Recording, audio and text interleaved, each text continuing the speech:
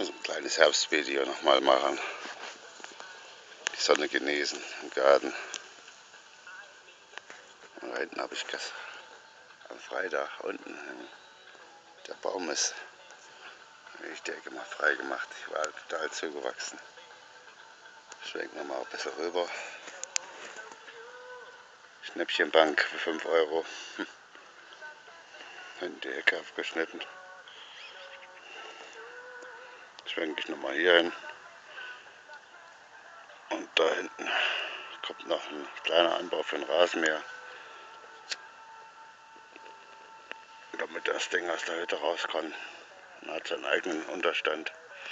Separat. Einfach mal den Tag noch genießen hier. Ist herrlich.